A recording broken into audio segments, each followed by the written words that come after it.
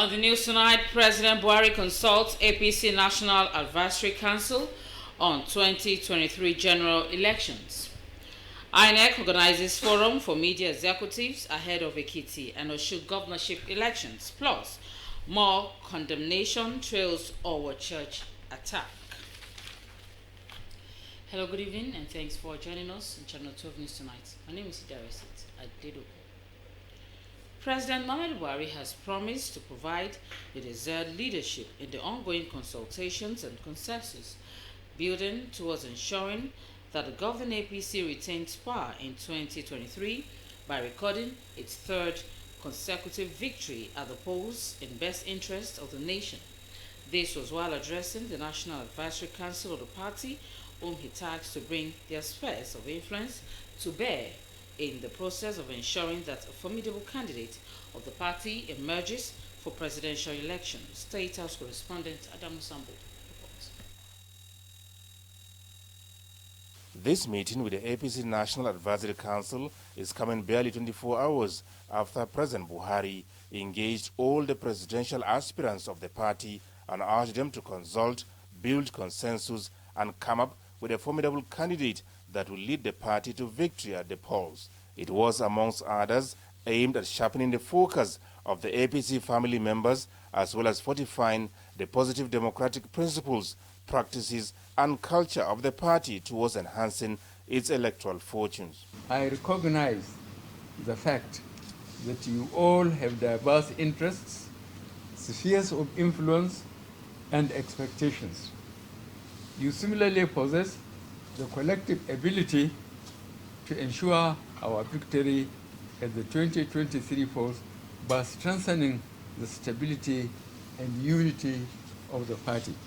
My charge and appeal to you all, therefore, is to reach out to your various spheres of influence to actively promote the spirit of consultation and consensus building so that a formidable candidate for the 2023 presidential elections will emerge from the convention.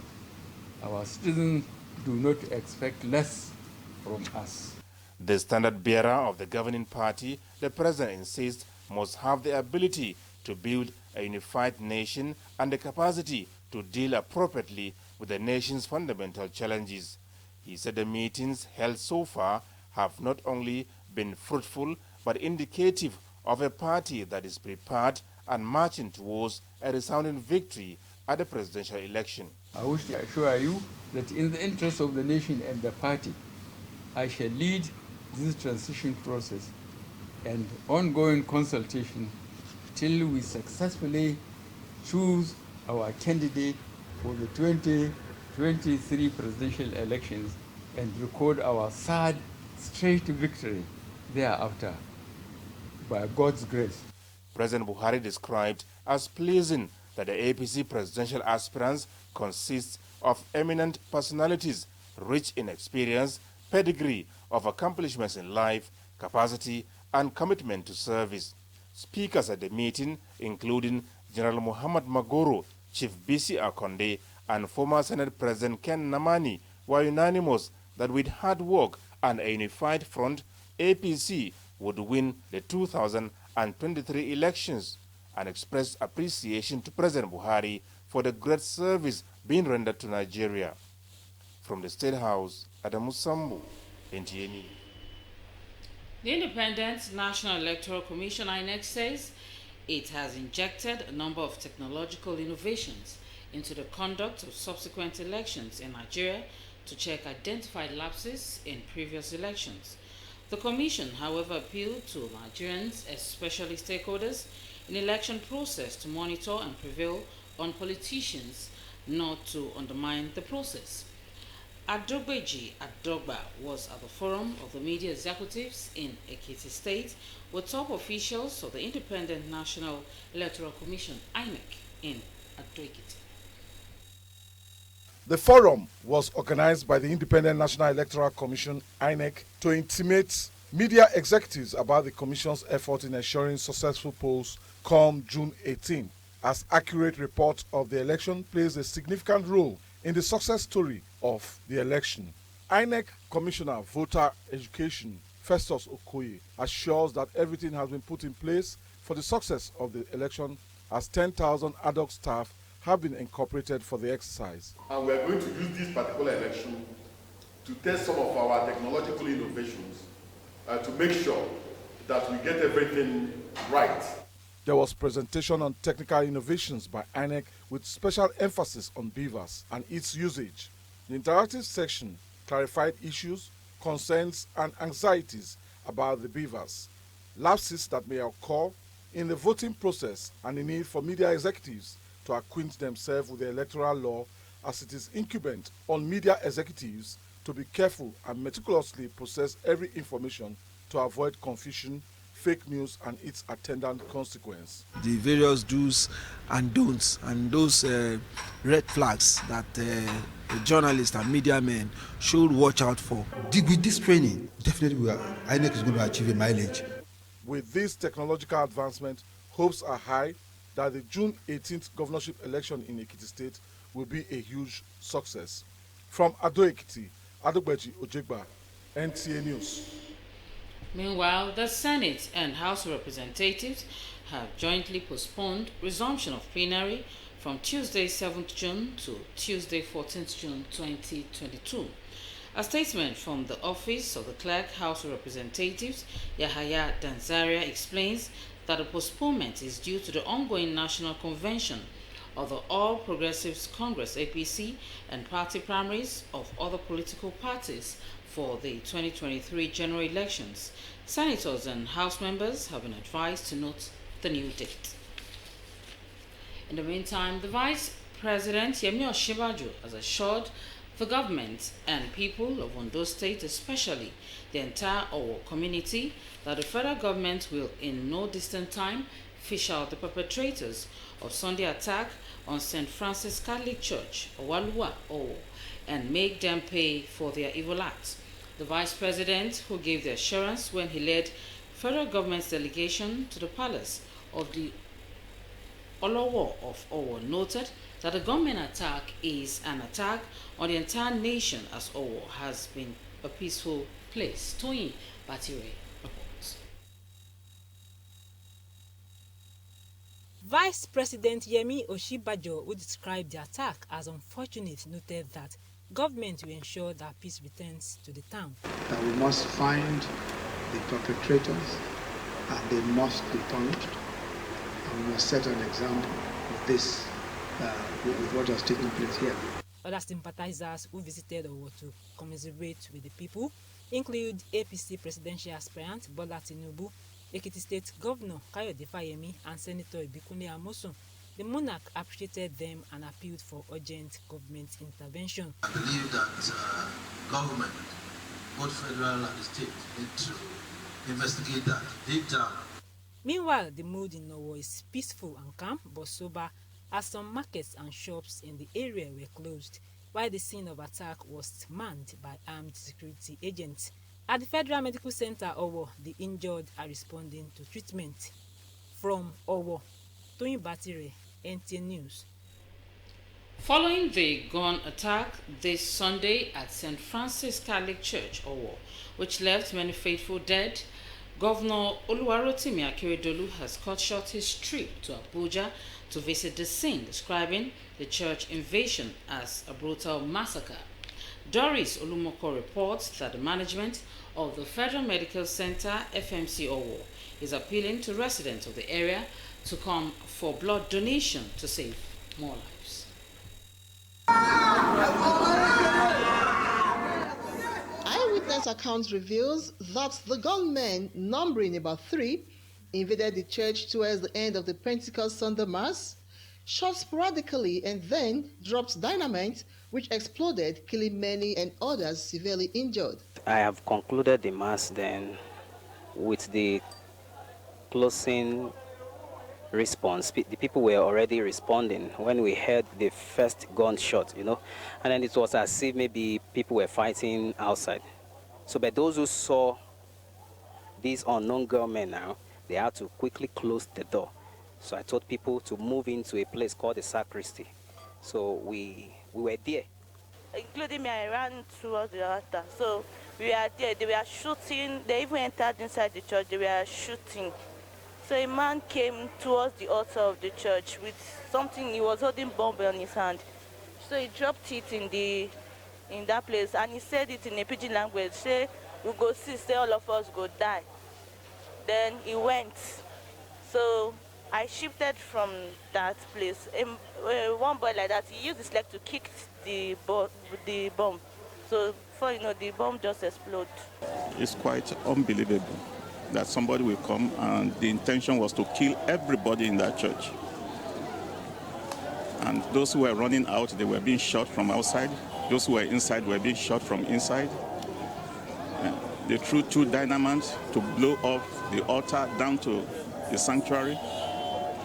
This kind of desecration can only be done by the evil one. Governor Oluwarotimi Akeredolu, while on an on-the-spot assessment of the attack, appealed to the people of Owo to remain calm, assuring them that security operatives will fish out the perpetrators. It's the most tragic event. Horrifically, these are the most dastardly act that can ever happen in any society. That it happened in a church, to say the least, is most condemnable.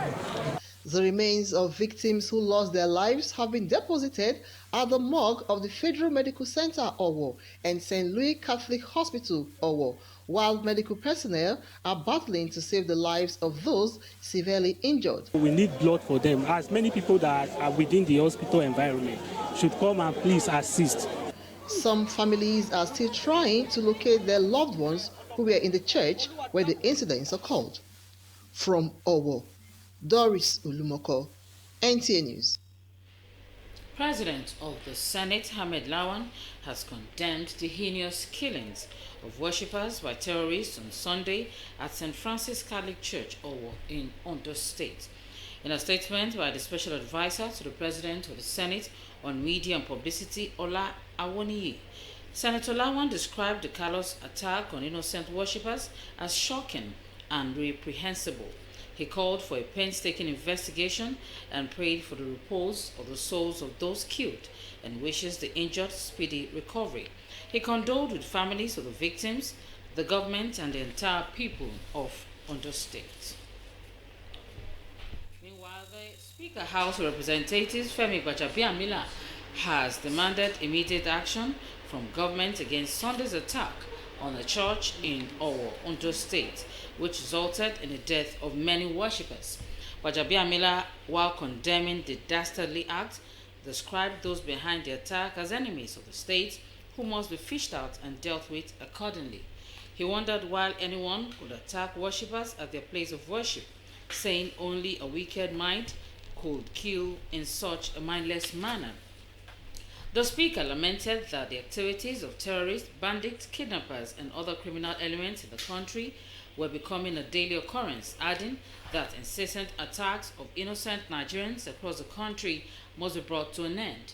He challenged security agencies to double their efforts in bringing the insecurity in the country under control, especially by stepping up intelligence gathering to halt such attacks before they occurred. Speaker Gbajabiamila sent his condolences to the government and people of Ondo State over the unfortunate incident. He equally prayed for the repose of the souls of those who lost their lives. We are so on to Channel 12 News. More news after this break. Please stay with us. There comes a time in the life of a nation when the people rise as one to build upon the visions and foundations of its recent past. It is that time our people call on their best to lead. Our dear delegates and compatriots, it has fallen on you now, this onerous task of choosing who is going to lead our party APC. Together we will take Nigeria to greater heights. I know we have the capacity, we have the capability, and I have the courage, the determination to get things done. With your support, and with support of Nigerians. But you have to do your bit first. Without me being nominated, all these ideas will be there. And I don't just want the ideas to die in me. Senator Ibikunle Amosun, for a Nigeria that is safer and prosperous for all. Welcome back and thank you for staying tuned. Ogun State Governor Dapo Abiodun has commiserated with his Ondo State counterparts, Arakunrin Oluwarotimi Akeredolu, and the people of the state over the murder of worshippers during the mass at St. Francis Catholic Church, Owaluwa, Owo, Ondo State, on Sunday by gunmen. Abiodun, in a statement by his chief press secretary, Kunle Shomorin, said that the Owo church attack, where innocent souls were cut short, came to him as a rude shock, especially at the period when efforts were being made to enhance the security architecture in the southwest. According to him, the killing of the defenseless adherents in the church showed that the assailants were not only barbaric but satanic. He added that a killing of such a scale was planned and executed to plant fears in the hearts of the people and paint a picture of anarchy, particularly as the nation is preparing for the general election next year. Abiodun, who expressed his condolences to those who lost their life in the attack, said that the government and people of Ogun State are with the government and people of Ondo in this time of their grief, while calling on security agencies to ensure that the perpetrators of the heinous crime are apprehended, urged his Ondo State counterparts not to be swayed and discouraged by the latest incidents, but continue to be vocal against and stand against insecurity. Former Ogun State Governor and presidential aspirant of the All Progressive Congress, Senator Ibikunle Amosun, has condemned the attack on St. Francis Catholic Church, Owo, Ondo State, and killing of members of the congregation in the place of worship.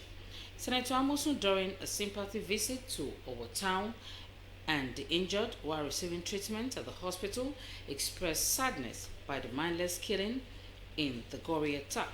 The presidential hopeful sympathized with the victims of the attack and prayed for the repose of the souls of those who died in the attack, while wishing the wounded quick recovery. He called on security agencies to fish out the perpetrators of the attack so that such mindless killings are prevented in the future. And on that note, to wrap up Channel 12 News, thank you for watching. I'm Darius Adeokuta. Good evening.